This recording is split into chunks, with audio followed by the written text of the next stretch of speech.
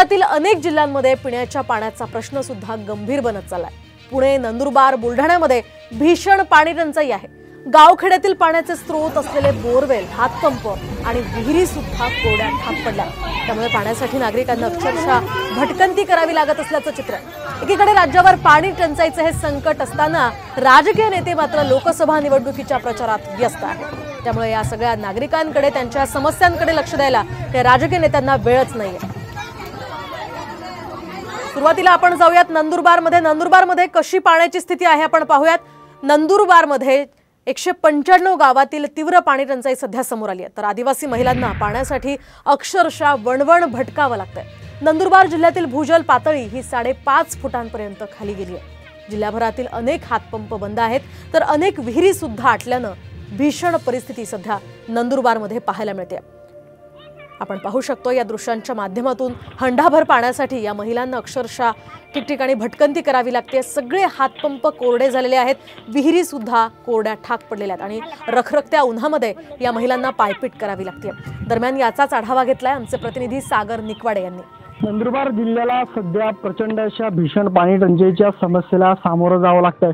नंदुरबार जिल्ह्यातील धनगाव तालुक्यात पाणी टंचाईची समस्या आपण पाहू शकता की ज्या महिला आहेत, आदिवासी महिला, या 2 ते 3 किलोमीटर पायपीट करून डोक्यावर हंडा घेत पाणी घेण्यासाठी जात असतानाचे दृश्य आपल्याला पाहायला मिळते। सगळं हा डोंगराळ परिसर आहे आणि 200हून अधिक या ठिकाणी या गावांना पंप असून सुद्धा या डोंगर दऱ्यातून या महिलांना पाणी घ्यावं लागतंय।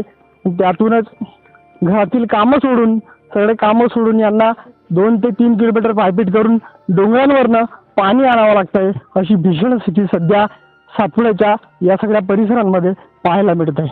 धडगावून सागर निकवाडे, साम टीव्ही न्यूज।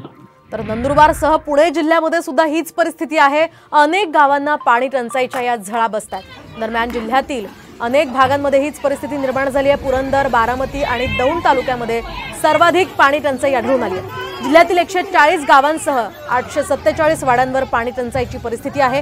तर पुणे जिल्ह्यातील 10 तालुक्यांमध्ये प्रशासनाकडून टँकरनं पाणी पुरवठा केला जातोय। दरम्यान जिल्ह्यामध्ये एकूण 172 टँकरनं पाणी पुरवठा सुरू आहे।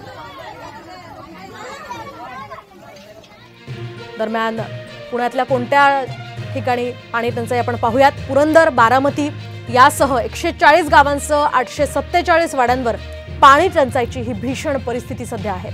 तर 10 तालुक्यांमध्ये प्रशासनाकडून टँकरनं पाणी पुरवठा केला जातोय। यासह जिल्ह्यामध्ये एकूण 172 टँकरनं पाणी पुरवठा सध्या सुरू आहे।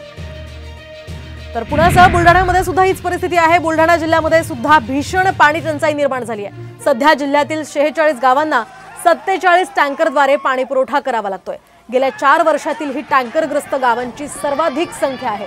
त्यामुळे येत्या काळात यामध्ये आणखीन वाढ होण्याची भीती आहे। तर 8 तालुक्यातील ग्रामीण भागातील पाणी टंचाईची ही समस्या अधिक गंभीर बनते। 136 गावांसाठी 268 विहिरी अधिग्रहित कराव्या लागल्या आहेत। तर एकट्या देऊळगाव राजामध्ये 28 गावांसाठी तब्बल 52 विहिरी आधार बनल्या। तर मेहकर तालुक्यामध्ये 46 गावांसाठी तब्बल 47 विहिरी अधिग्रहित करण्यात आलेल्या आहेत। एकूणच आपण ही परिस्थिती सध्या बुलढाण्यातली पाहतोय। अतिशय भीषण अशी ही परिस्थिती आहे। या दृश्यांच्या माध्यमातून त्याचा अंदाज तुम्हाला येईल कशा पद्धतीनं नागरिक पाण्यासाठी आटापिटा करताना आपल्याला दिसतात।